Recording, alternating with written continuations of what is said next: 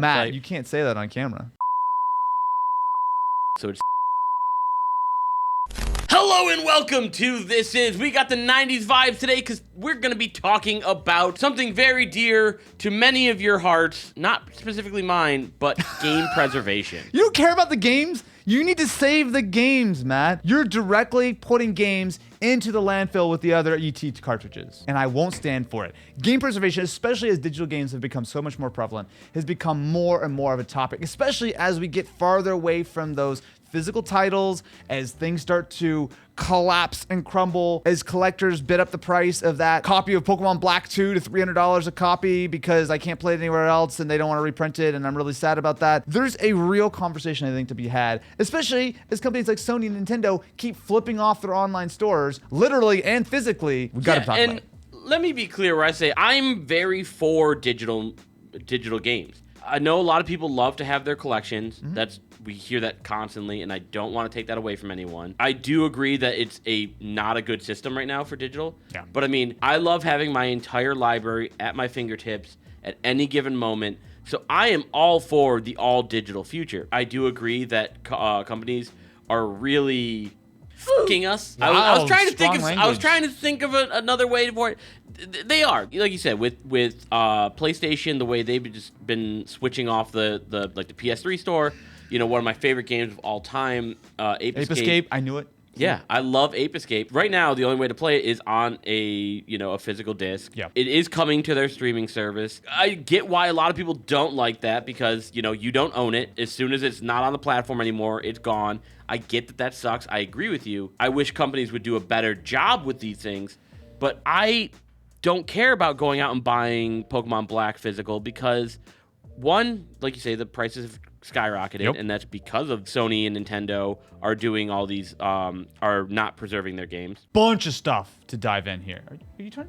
What are you looking at? Are you looking at my Coke coffee? Would you like a sip, Matt? You sound a little thirsty. Can't help but notice, have I just exposed Austin Evans? Here, look. He's gonna shill something that he's not even drinking himself. Notice that my Red Bull is open and some companies do digital games right. Valve, I think, is absolutely case in point number one for me because while, no, not every single Steam game forever is listed on the Steam platform, the games that have fallen off Steam are almost entirely not Valve's fault, right? So, maybe through music licensing where they couldn't continue to sell or whatever, but at least if you buy something on Steam, I have an enormous amount of confidence that that is going to be in my library basically forever. That is the sort of gold standard, and I think a big reason why Steam and the PC has really kind of given up on physical games a long time ago, whereas consoles are still stuck in that sort of mid-ground where they still have hybrids of the physical and the digital. Another company who I think does pretty good is Microsoft, right? On a Series S or specifically on a Series X, you can throw in a disc for pretty much any Xbox One game, a lot of 360 games, and a decent amount of original Xbox games. If I want to go down to Goodwill and pick up a $3 copy of Tony Hawk, I can throw it in my Xbox, and odds are it's just gonna work. And I think that is an incredibly noble thing that they're doing. It's not like they're just doing it because they wanna, be the good guys. I mean, obviously they are selling consoles because people wanna play their old stuff, right? But then we look at some other companies who are not doing it as well. Sony, I think very famously over the last year or so, has gotten into a lot of hot water. They shut off the PSP store. They're in the process of sunsetting both the PS3 as well as the Vita. If you load up a PS3 right now and you try to go download some games, you're gonna be finding that it's a very, very limited selection. Almost the more egregious one to me is what Nintendo is doing. Nintendo Online services and downloadable games are the actual worst. Oh my God. Not only that, Nintendo spend half their time not preserving their games, but taking down emulator sites or fan projects or whatever, the worst. I'm trying not to get really heated about this. Get heated. Because it's time to get heated. I have such strong opinions. Nintendo every year re-releases Super Mario the exact same fucking way. Yep. I'm not talking about updates like, oh, we need DLC. I mean, that would make it run right. A single person modded to have HD textures on Mario 64, and then they sued him to take it down. Super Mario Bros. Has been released for 30-something years, and they haven't changed a goddamn thing about it. This should be 99 cents. Okay, well, hold on. I don't totally agree with you on that, right? Nintendo are 100% my biggest issue when it comes to the game preservation aspect of things, right? So first of all, Nintendo Online services suck. Nintendo Online is a shell of what it could be compared to something like PSN or Xbox Live. On top of that, they're currently in the process of shutting down the Wii U and the 3DS shop. The 3DS was on sale like what, a year and a half, 2 years ago? Like they just discontinued it and they're already shutting it off. You can still get on with an Xbox 360. So you can still go and download a lot of games. That came out in 2005. Right? The 3DS and the Wii U came out years and years after that with a far less robust service, and they're already shutting it down. Now, yes, I would love if all companies approached it with the Steam model of, hey, you know what? We're just going to have this online marketplace and different consoles can hop on. Like Microsoft are kind of doing something somewhat similar right now because like the Xbox One and the Series X kind of share a similar kind of store and whatnot. I can't believe I'm about to say this. Oh. And I'm going to regret this so much. Okay, I'm excited. But to me, like, this is the good use of the blockchain. If you buy What? You buy a game, Yeah. and instead of having a cryptocurrency, whatever, Sure.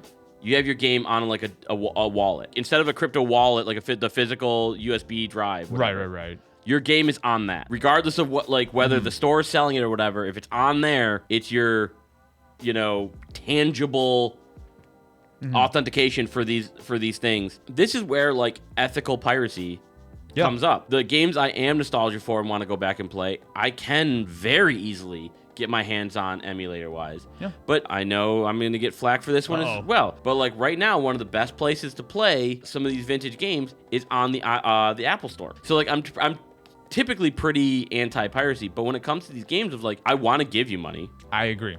But if you don't want to let me give you money in a reasonable way. Yeah.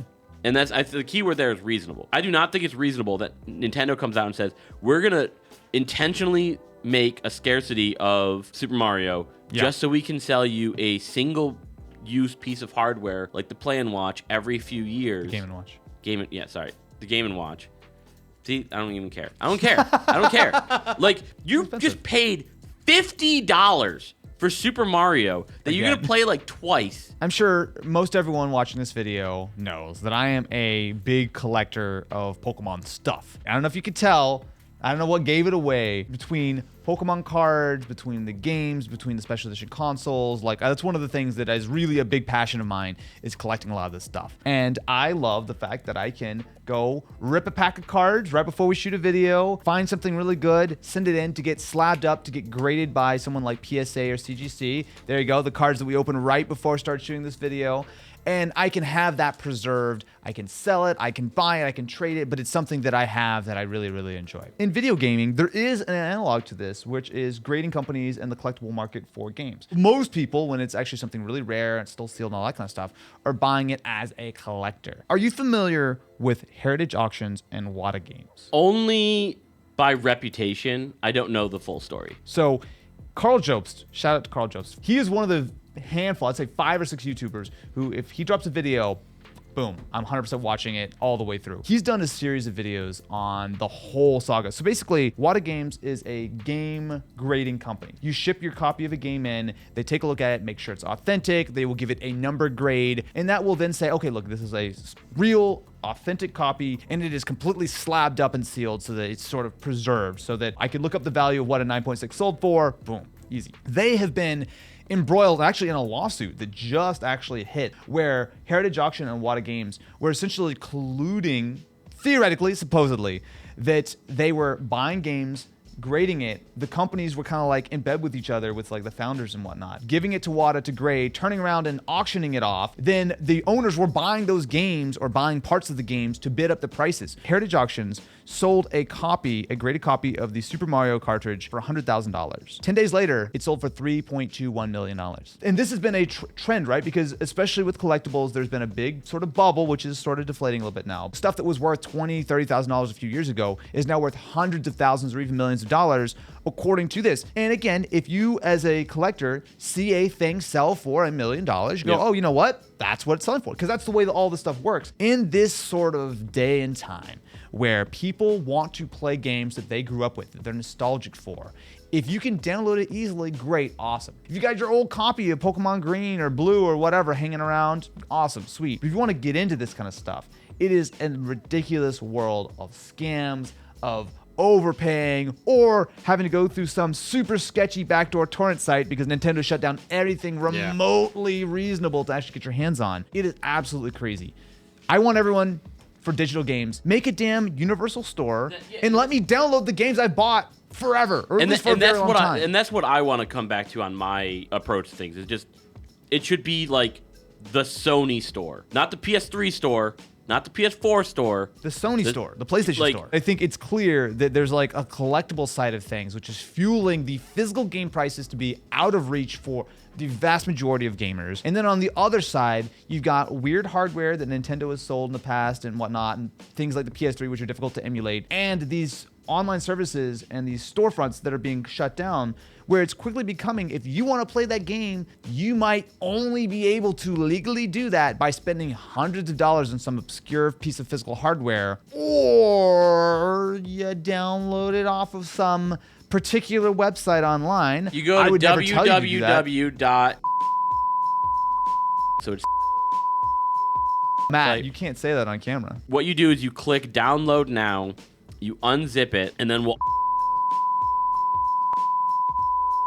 So, my friends, are you ready to join the glorious digital age of no physical collectibles and downloading every game ever for free 99? Or do you think that this is actually an incredibly important thing and that Matt should stop scalping my copy of Pokemon Black 2 via sketchy auction sites and bidding up the price so I can't play because I miss playing that 5th gen? Let us know in the comments below. Make sure to subscribe and ring-a-ling that ding-a-ling button so you're always kept up to date with Austin and Matt's wacky hijinks. And until next time, Matt, can you play us out with a song? We haven't done this in a long time. We just got sued. Video has now been taken offline. I think that was far enough away from anything that Mario has ever done that we're not going to get sued.